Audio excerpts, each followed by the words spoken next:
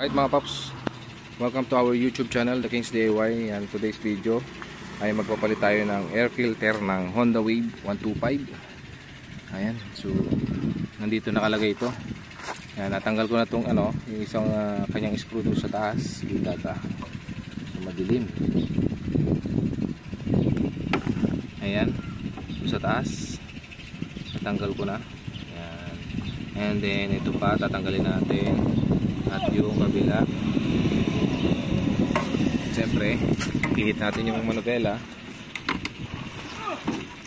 para makita din natin itong kabila. Ito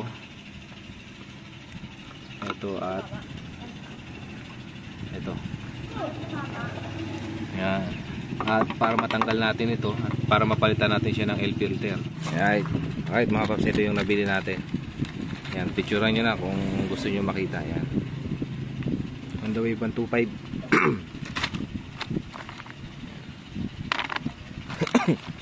Itong kulay niya pagbago. Malinis pa naman yung sa likod niya. Dito sa likod, salang-sala niya, ibig sabihin malinis yung likod. So lilinisan din natin ito muna bago natin ilagay yung bago. Alright mga paps, after natin malinisan yung cover ng air filter niya, nilagay natin yung bago at ikakabit na natin doon ulit.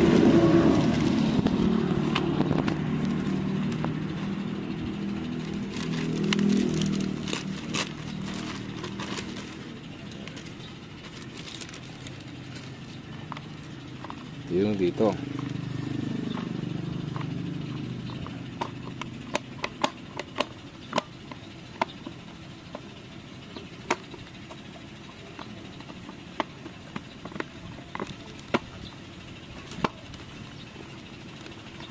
Okay. Yan mga paps, no? Hindi ko na mabidyoan. So, ibabalik ko na to doon. Ganoon lang rin naman, ibabalik nyo lang yung tornilyo. Siyempre, tatapon nyo na to. Alright. Thank you for watching.